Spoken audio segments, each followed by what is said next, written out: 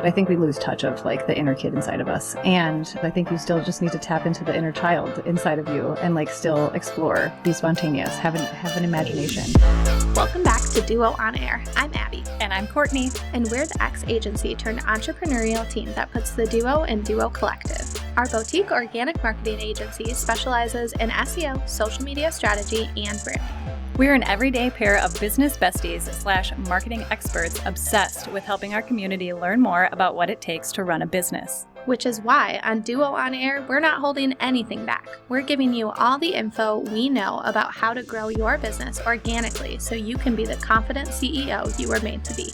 And how to navigate life as a small business owner. Whether it's on your own or with your best friend by your side, so grab your coffee or your mimosa, we don't judge, and settle in for a quick value-packed episode of Marketing Tips. Welcome back to the Duo On Air podcast. This is episode number 189, and today is an extra special day. It is Courtney's birthday, and she is 22 and living her best life. Wow, that was the nicest compliment anybody has literally ever gave to me. It's those frownies. They're doing it, you know. Yeah, those frownies that I forget to put on every night before I go to bed. Ditto. Thank you. Happy birthday. I am 22 plus a handful of years. We just got Taylor Swift bumping over here with 22 and living our best life. That's so funny. So today, just like we did for my birthday, we're going to do a little question Q&A interview Court, so you know all about her and all her favorite things, and you can buy her coffee. She accepts DoorDash, and oh my gosh, I just love this episode so much. Just keep talking, please. If you need her address, just message me. We'll get you all set up. She loves a pumpkin cream cold brew. Yeah, man. Ooh, I've been obsessed this season. Like last season, I had a couple, but like it's every morning I wake up and I think about it. It's pretty good. Yeah. I would like to think that we are both basic fall girls. We are 100%. I'm okay with it. Yeah, I don't really care. We're the definition of it. Yeah, but it's all right. I'm going to embrace it. Well, speaking of seasons, let's start with our first question. Okay. All right. How about you tell us what your favorite holiday is and why? And I think I know this answer, but I feel like you have two. I definitely have two. So it's like sure which one will win. It's kind of a hard question to answer because I do have two that I feel very strongly about. But when I sit down and really think about it, like what really makes me excited is Halloween. Would you have guessed Halloween? Yeah. Yeah. I think so. Yeah. I think because, so you know this about me, like I love Halloween and I love 4th of July. Our audience, if you're new here, you might not have known that. If you've been here for a while, you know my crazy obsessions. But there's something about Halloween that I like. It's the extra level of like dressing up and decorating my house. And I throw a Halloween party every year. Abby's been to all of them. And you just don't do that with the 4th of July. And also Abby knows this about me too, is that I hate, okay, I shouldn't say I hate, I just dislike red, white, and blue together. If you come to us and you need a rebrand and you want red, white, and blue, I will design you whatever you need with red, white, and blue. But for me, it's just like not my style. And so I don't decorate my house Americana or anything. But for Halloween, I literally take like 2 days off and Except decorate. you wear so much red, white, and blue. During the 4th. During the 4th. Just yeah. Like I like decor. to get, yeah, not decor. No. And like that's part of why I love Halloween so much is decorating my house. And I just don't have that level for the 4th of July. So how many skeletons do you have? How many? Oh my gosh. You did not prep me with that question before this.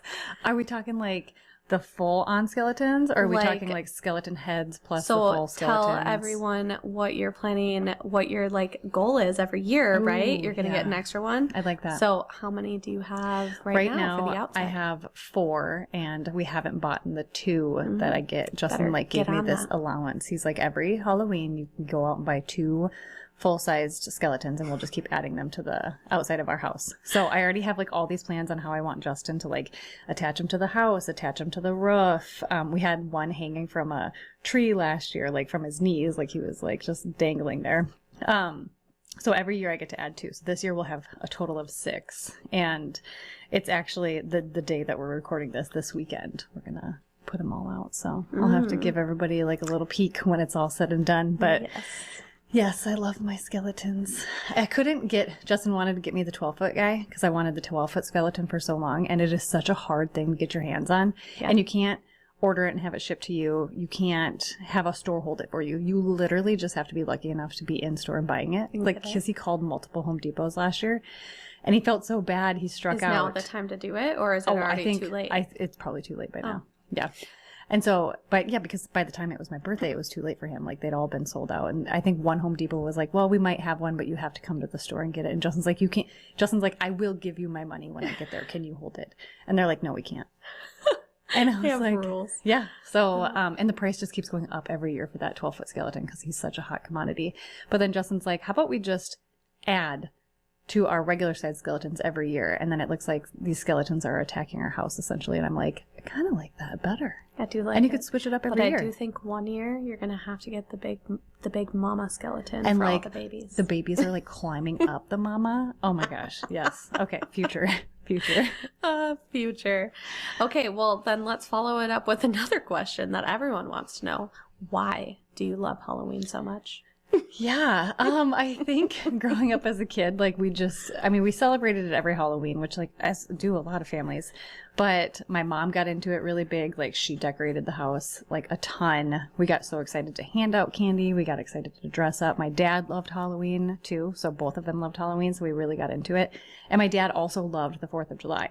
So I think I kind of just like my dad's excitement around these holidays just got me really excited as a kid growing up. So I think I've kind of just like carried that with me, like his love and excitement for them. And it just like as an adult, it just grows and grows. And now that I have my own kid, it is even more fun because I can make her things like boo baskets. We can do little arts and crafts. I get to take her trick-or-treating. We went trick-or-treating for the first time last year, actually, with Abby and her boys. And it was the cutest thing. She would like walk up there and say her little trick or treat, and then she'd be like, thank you. And it was just it's just so fun and cute. And then like seeing the people in the neighborhood see your kids dressed up and like seeing their house, like visiting their houses. It's just the whole experience is just like so cute and special. So I think I've just like taken from what I've grown up with and my memories there and just started to build my own. And I just can't, every holiday season, October is such a beautiful month in Minnesota, particularly, and just the fall in general. It's just so gorgeous out. So it's just like, it's not the heat of the summer anymore. You get the cool breeze. The trees are changing. It's just so pretty, like everywhere you look too. Yeah. Spooky season. Yes. It's good. Have you ever been, okay, I'm adding questions now. Have you ever been to like the Halloween capital of like, no, that's Anoka, right? But then also like Anoka is here. Yeah, in Minnesota. Yeah.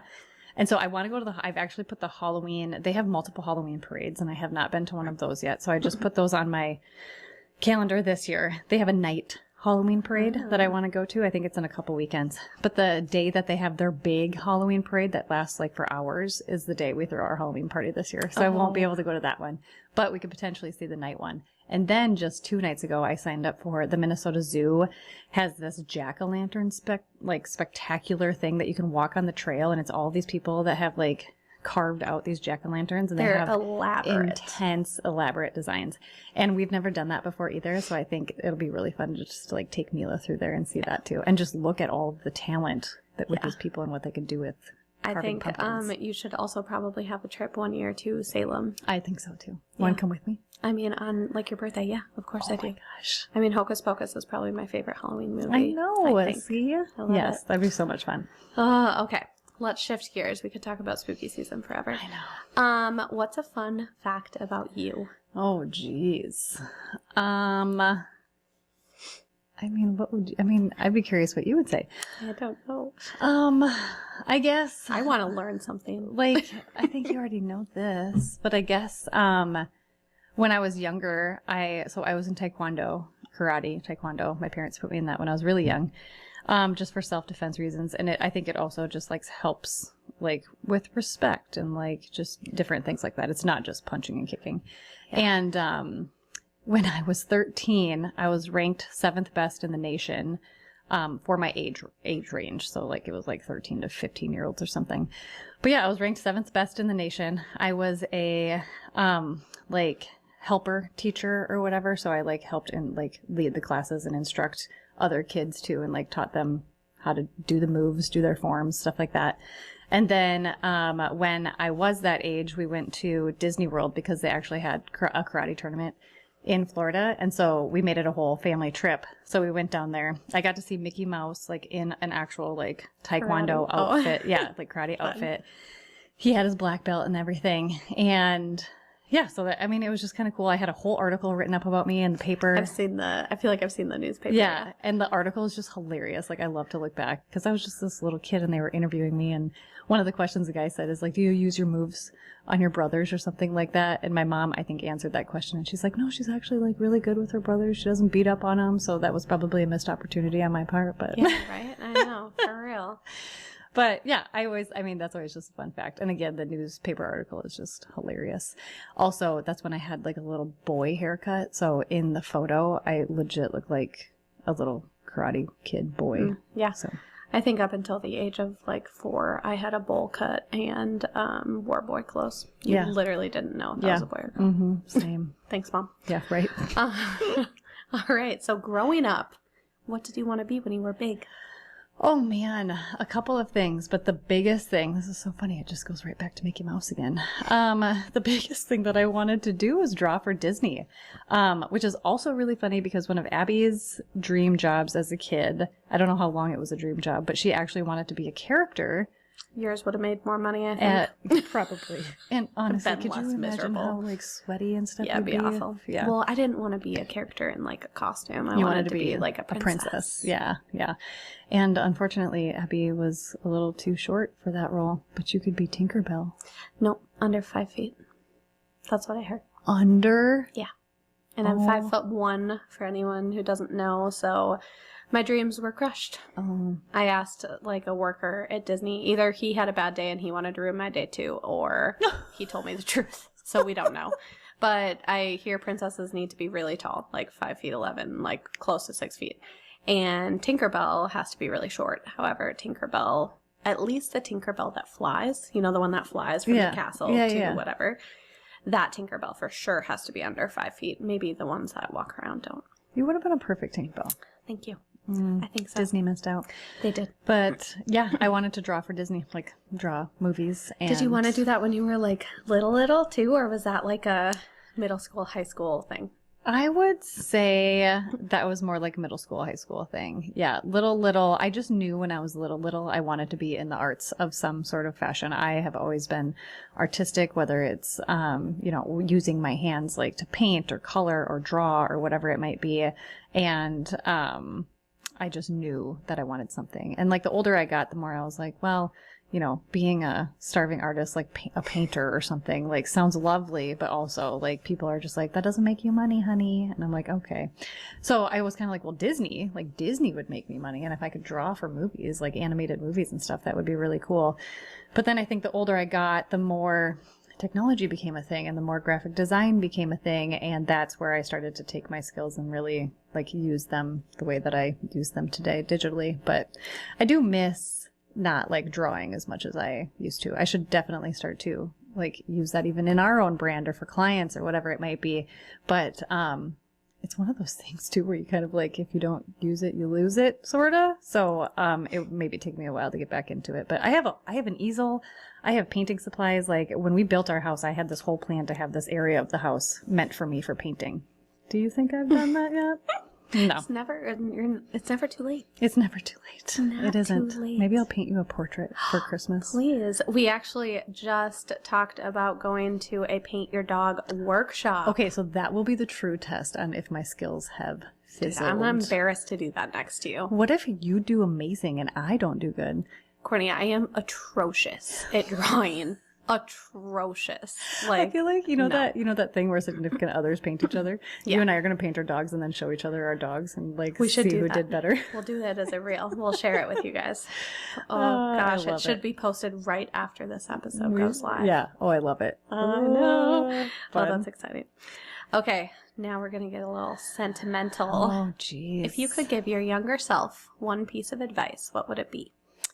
Oh gosh, yeah, that one could be like, that's a little bit of almost like a tearjerker. I think two things. One would be not to take life so seriously. I think as we grow up and become adults, we just start to lose our imagination, our creativity, our sense of fun, because we're so focused on the real things in life, which obviously you need to like focus on those things, but I think we lose touch of like the inner kid inside of us. And, you know, if you have kids or don't have kids, I don't think it matters. I think you still just need to tap into the inner child inside of you and like still explore, be spontaneous, have an imagination. And if you do have children, you luckily get to like kind of live that through them too. But I think ever since having Mila and seeing her imagination, it's just like, wow, like I want that, or I want that back, or I want to like tap into that somehow, like as an adult. So I think it's like not taking life too seriously and making sure that you have time for things like exploring, being, you know, adventurous, whatever it might be. It doesn't have to be crazy. You don't have to be like jumping off of cliffs or like skydiving and bungee jumping in the same day, like some people do. But, you know, like even just little things. And, you know, like I said, maybe going back to painting, things like that. And then I think the other thing would be, to just trust that things in your life are going to work out or turn around for you. And when I talk about this, I'm talking about like the fertility journey I've gone through. That was a really rough time in my life. And I think I was really down for a whole long time. You know, we ended up getting pregnant, having Mila. She was the best thing that's ever happened to us. And I think looking back now, I know I had to go through all of those feelings, those emotions. I knew I had to like grieve like that, but I wish, and you can't see this, but I wish I would have, you know, been able to see a little bit further into the future and know that it was coming. So I think it's kind of just being patient with things in life like that might seem really tough at the time, but knowing that you're going to get through it and to make sure that you're leaning into the things in life that help you get through those things. Yeah. Yeah. For real, if we could all have a little magic ball for just, you know, just for a little bit. One time. Yeah. Be like, I just want to ask you one question. One question. I just need a little clarity on this. And yeah, it's the trust when you have no proof that whatever you want or need is going to actually happen. Yeah. Yeah, exactly. I think we all need a little bit of that. I agree. All right. What is your favorite outside of work hobby or passion? This was a tough one. I asked Abby prior to this. I'm like, what do I do outside of work? Nothing. And she said stress. And I was like, yeah. Stress. But I would say my husband and I are really into adult rec sports. So that's been one thing. We've played on a kickball league for like 10 plus years. And I mean, obviously, the older I get, the harder it is to move my body like that. But it is still really fun. I was nerding out with Abby last night about a couple games that we had, and I was like, they were so much fun. And I was just like kind of geeking out about it. And it's just fun. It's a, you know, good way to get outside, good way to exercise, good way to meet people, mingle, you know, see your friends. So I would say that's probably one of my outside of work hobbies is adult rec sports. I love it. All right. So your favorite destination that you've been to date? Oh, this is like my favorite question because, well, Halloween was a close one. But if you know anything about Abby and I, we both are like avid travelers. We love to get around the world as much as we can. And my favorite one to date, do you know? Iceland. Yes. Good job. I mean, I talk about it a lot. And Abby's been to Iceland, but for like an 24 hour. hours. Yeah. Oh, 24 hours. And you sleep half of that, so. Yeah, there you go. Yeah, it was such an incredible space to visit. It's just like, it seems like a whole other world. There's just things there that you wouldn't see anywhere else, and it's just so incredible. And you can see so much while you're there, too, because it's not big. Iceland's not that big. So it was just like waterfall after waterfall, and then just like the sheep and the goats in the wild, and then the lava fields, like a lava field. I was like, what is a lava field? And then you go there and it's like where all the lava has just like, you know, dried up. I don't know if that's the right terminology. Turned to rock. Yeah. And then like there's the moss that grows over it. It's just incredible. It's such like, I urge anybody to visit Iceland if they have the opportunity. We got so lucky with the weather though. So that is a part of it where like some people might be like, yeah, I went to Iceland and it was great, but it was freaking windy or it was super cold. There was locals that were even talking about how crazy beautiful the weather was that time of year. So we got so lucky with the weather. So I'm guessing the next time we go back You and went visit. like fall time, right? We went in August. Okay. Yeah, end of August. So it was just gorgeous. It was like fall here, like just mid 60s sun, really nice. Because a lot of Iceland is really windy. It's known for being super windy and kind of rainy. And it wasn't hardly any of that. It was just insane. But again, the locals were also like, yeah, you got lucky with this weather. And we're like, okay, well, we'll take it. Yeah, right. But yeah, it was just a beautiful location. All right, now on the wish list, where do you want to go? Gosh, this one's tough. We've always wanted to go to like the French Polynesian Islands. That's always been something that's been like intriguing to us. I think Africa, that's where you went, right? Africa. I think that would be so cool. And I've just heard your stories and I'm like, wow, that's incredible. But I think it kind of scares my husband. And I'm like, wait, what? Yeah, we got to get Justin on board. Yeah, I know. Come on, Because you Justin. said if you guys go again, I'm tagging along. Sorry. Yeah, that is my like. Because it's been your favorite trip to date, right? And so I think things that just like really are so different from where you are the cool destinations. Like, I guess wherever it is, right? Like, I want something where the culture is completely different, where I like am kind of like culture shock almost, like, oh my gosh, this is how they live. These are the animals here. This is, the norm here. These are the things they eat. I love the further away from home I can get like that, the more of an experience it is to me. Yeah, yeah. Like I think from Minnesota, like beach vacations are awesome and great, and you need them. Like you need them to fuel your cup. But they're also not sometimes those like insane bucket lists where you're like, oh, wow. Yeah. It's kind of just like I just need warmth and the sun and a beach. Yeah. But at the end of the day, too, for me, like I know that there's beaches out there that are nicer than others, but I'm kind of like a beach is a beach is a beach. Yeah, right. You know what I mean? Yeah. So, like you said, it's fun to get away and go to the beach. But when you have destinations where you truly can do things like explore their land, see things, learn cultural things versus just sitting on a beach watching the waves, like that is a true experience. I know. Like, can you imagine, like, if we went on a safari and all of the little kids with their binoculars in the little safari thing, seeing a lion. Right? Oh, man. Like, so just kills fun. me. I went to we just got back from the Omaha Zoo a couple weekends ago, and you can feed a giraffe there. I have never been, like, I know they're tall, big creatures, but I have never been that close to a giraffe. My hand was right by their head, and Mila was feeding, and I was trying to kind of like watch her like experience it, but then I wanted to look at the giraffe because I was like, holy crap, my head is right next to your head, and their heads are huge. Yeah, they are. And it's just incredible. So to like be out in their world and like their atmosphere and like see them, that would just be wild, mind blowing. I do remember thinking, like, when we were on the safari, like we were there maybe 4 days, and you do a morning safari and a night safari. Mm-hmm. So you do 2 a day. So you do a lot. Yeah. And I remember, like, by maybe the second or third day, Glenn and I were both like, I'm really bored of giraffes and zebras.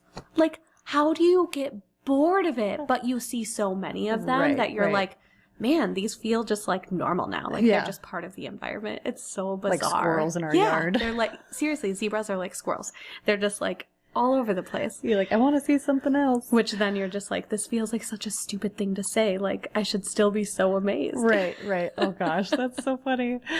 Oh gosh, let's end this pod and go travel, please. Oh yes, please. Okay, last question. And we're kind of bringing it back to duo and work. What's your favorite thing about being a branding expert? Wow, there are lots of favorite things about it, but I think the all-time favorite thing is seeing the excitement from our clients when their brand finally feels like them, looks like them, is aligned to them, and they step into it with so much excitement, so much clarity, and so much confidence. That is the reason I do what I do. Like, I love to see how excited we get our clients. And it could be like, obviously everybody has their, like, the style that they like, right? But even when we have clients who like don't like, their style's not necessarily my style, but like, we're still going to deliver them everything that they like and love. And watching them just get that excitement and like being like, you nailed it. This is perfect. This feels so much like me. And then they take it and then they put it onto their website. They print t-shirts. They make custom wallpaper. Like, seeing that kind of stuff is so exciting to me. And that's like, at the end of the project, that's all I want. That's all that I ever care about, is having a client that is just so thrilled that they finally feel like their brand is them. Yeah. Is it also pretty dang cool when you go into a place that you did the branding for? Oh, it's so cool. It's so cool. We did a local realty company. Yeah. Crossroads. I see their signs all the time. I see them all the time. We're like driving around and like I'll see their sign and I'll like smack Justin on the shoulder and he'll be like, "What?" And I'll be like, "I designed that. Look at that." What? And he's just like, "Okay, it's cool." just like a property available sign. I know, same thing. I see it all the time and I'm like, "Oh, Crossroads." Yeah, it's just so funny. But yeah, when you see it out in the real world too, it's just like so exciting. And it's just kind of like a shock too. You're like, "Oh, I did that." And then everybody you're around, even if they're strangers, you want to be like, "Hey, you see that right there? I did that." And they're probably like, "Okay, psycho lady." Cool. But yeah, that is so funny. rewarding too. Yeah. I know. Oh gosh. All right. Well, we could ask you questions all day. And if anyone has any follow-up questions, I want them to go to the Instagram post that we will have just posted today and ask them. And also, please go to the post and wish Courtney a happy birthday because we need to celebrate her today because it's a big day. Thank you. Happy birthday, Court.